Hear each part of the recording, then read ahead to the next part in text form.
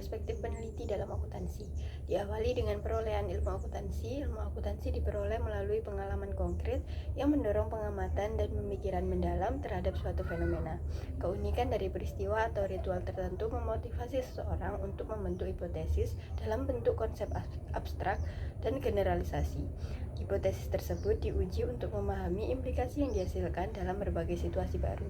Proses ini membantu memperhalus dan menyempurnakan pengetahuan yang diperoleh. Secara umum, perolehan ilmu akuntansi mengikuti tahapan berikut. Yang pertama ada fakta, yaitu diamati atau ditemukan sebagai dasar pengetahuan. Kemudian hipotesis, yaitu penyusunan pemikiran berdasarkan fakta yang dikumpulkan. Selanjutnya teori, yaitu pengembangan hipotesis. Dan hukum umum, yaitu teori yang telah teruji diterima secara luas dalam disiplin ilmu. Sedangkan pengetahuan terbagi menjadi 3 jenis utama. Yang pertama, pengetahuan yaitu pengetahuan faktual yang didasarkan pada informasi konkret. Kemudian ada pengetahuan dari, yaitu pengetahuan berdasarkan pengalaman atau perkenalan langsung dengan suatu objek atau konsep. Kemudian selanjutnya ada pengetahuan bagaimana, yaitu pengetahuan tentang bagaimana melakukan sesuatu secara praktis. Selanjutnya, klasifikasi peneliti akuntansi. Klasifikasi ini membantu memahami pendekatan berbeda dalam penelitian akuntansi serta bagaimana setiap peneliti berkontribusi terhadap perkembangan ilmu akuntansi dari sudut pandang yang beragam.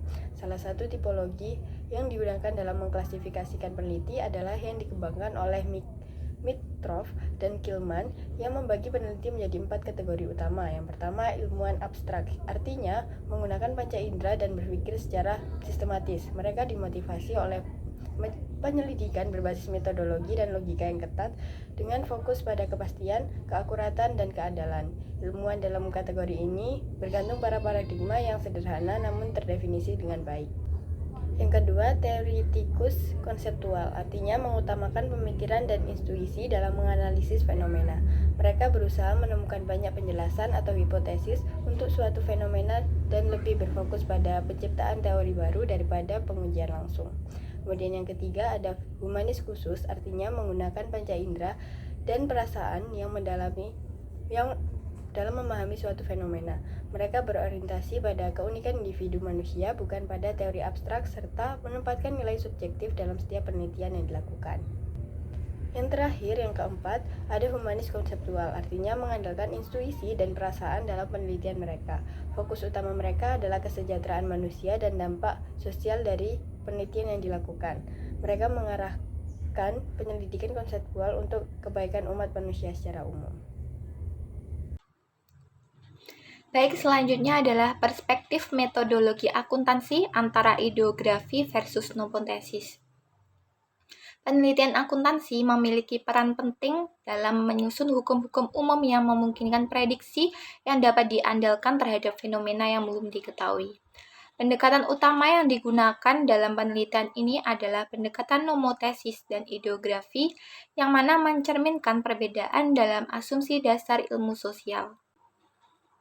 Yang pertama adalah pendekatan nomotesis. Metode nomotesis ini tertarik dengan pengembangan teori pengetahuan universal. Pendekatan ini menekankan pencarian hukum-hukum universal melalui metode kuantitatif, pengambilan sampel yang cermat, serta pengujian hipotesis berbasis teori. Pendekatan nomotesis ini mendominasi penelitian akuntansi dengan fokus pada generalisasi dan ketepatan metodologis, meskipun seringkali tidak relevan dengan realita organisasi. Namun, terdapat beberapa kritik terhadap pendekatan nomotesis ini, yang termasuk yang pertama ada sulitnya mengembangkan hukum umum yang presisi karena perbedaan individu dan organisasi. Yang kedua ada perubahan cepat dalam fenomena sosial yang sulit ditangkap dengan model ilmu alam.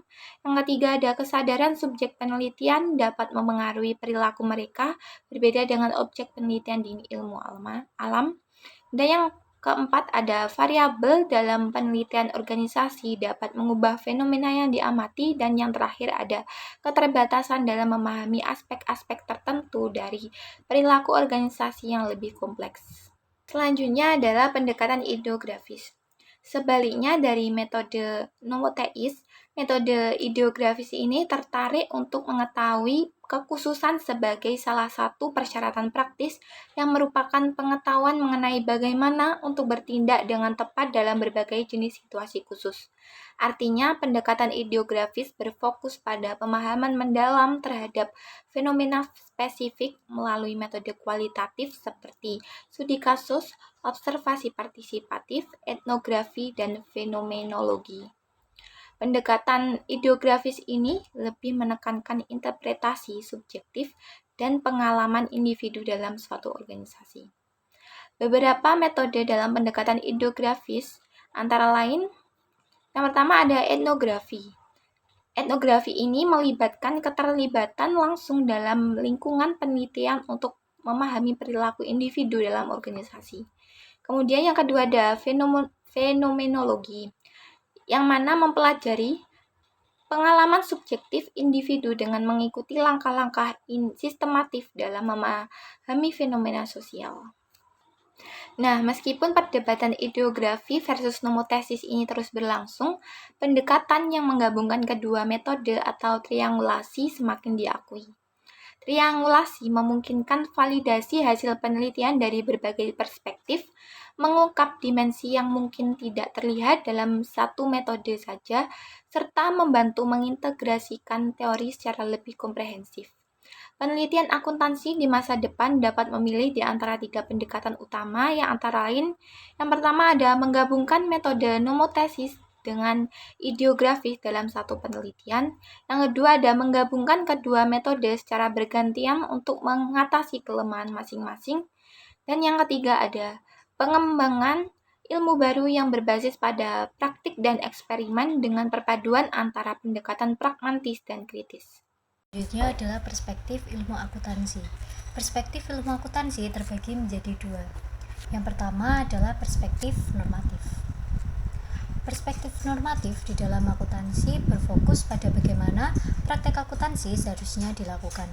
Pendekatan ini bersifat preskriptif, memberikan panduan tentang prinsip dan aturan yang harus diikuti oleh praktisi akuntansi untuk menghasilkan laporan keuangan yang benar dan adil. Misalnya, teori akuntansi normatif berusaha mengembangkan standar akuntansi ideal dan mengidentifikasi prinsip-prinsip yang harus diikuti oleh praktisi akuntansi. Yang selanjutnya adalah perspektif positif. Nah, sebaliknya, perspektif positif dalam akuntansi berfokus pada pengamatan dan penjelasan praktik akuntansi yang sebenarnya terjadi di dunia nyata. Pendekatan ini bersifat deskriptif, berusaha memahami dan memprediksi perilaku akuntansi berdasarkan bukti empiris tanpa memberikan penilaian normatif. Misalnya saja teori akuntansi positif membantu mempelajari fenomena eksternal mempengaruhi praktik akuntansi. Nah, dari pemahaman kedua perspektif tersebut, kedua perspektif ini penting untuk menganalisis laporan keuangan dengan lebih kritis dan memahami praktik akuntansi yang dilakukan oleh perusahaan. Materi selanjutnya yaitu perspektif pada penelitian akuntansi. Burrell dan Morgan mengembangkan sebuah kerangka analisis organisasional yang dapat digunakan untuk membedakan 4 pandangan dalam penelitian akuntansi. Kerangka kerja Burrell dan Morgan, hakikat ilmu sosial. Terdapat 4 asumsi berkaitan dengan hakikat dari ilmu sosial, yaitu ontologi, menentukan apakah fenomena akuntansi adalah realitas objektif atau hanya konstruksi, konsep, dan istilah.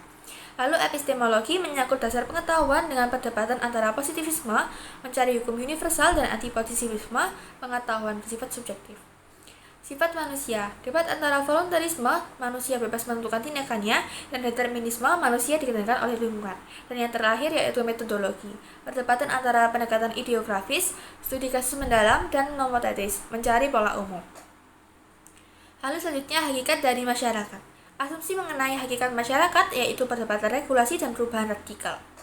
Sosiologi regulasi mencoba untuk menjelaskan masyarakat dengan berfokus pada kesatuan dan keterpaduan serta perlunya diberikan suatu regulasi.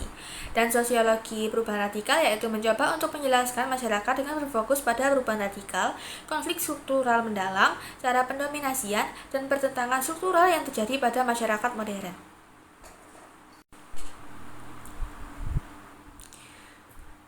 Selanjutnya yaitu kerangka kerja untuk analisis penelitian. Burrell dan Morgan memeriksa bagaimana teori organisasional dipengaruhi oleh asumsi-asumsi sendiri dengan melalui referensi pada paradigma, metafora, dan perilaku pemecahan teka-teki. Yang pertama adalah pandangan fungsionalis dalam akuntansi. Akuntansi dipandang sebagai alat yang menciptakan keteraturan sosial. Fenomena akuntansi dianalisis berdasarkan hubungan sebab akibat yang konkret.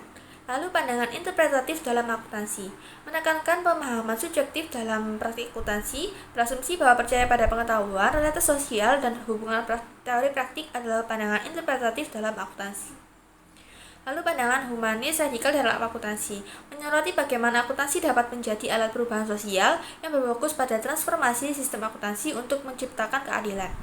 Lalu yang terakhir, pandangan strukturalis radikal dalam akuntansi mengkritisi bagaimana akuntansi dapat memperkuat ketimpangan sosial. Organisasi dipandang sebagai alat kekuatan sosial untuk mempertahankan dominasi ekonomi. Selanjutnya, saya akan membahas mengenai fondasi intelektual dalam akuntansi. Nah, di sini saya akan membahas prinsip pengakuan dan pengukuran aset terlebih dahulu.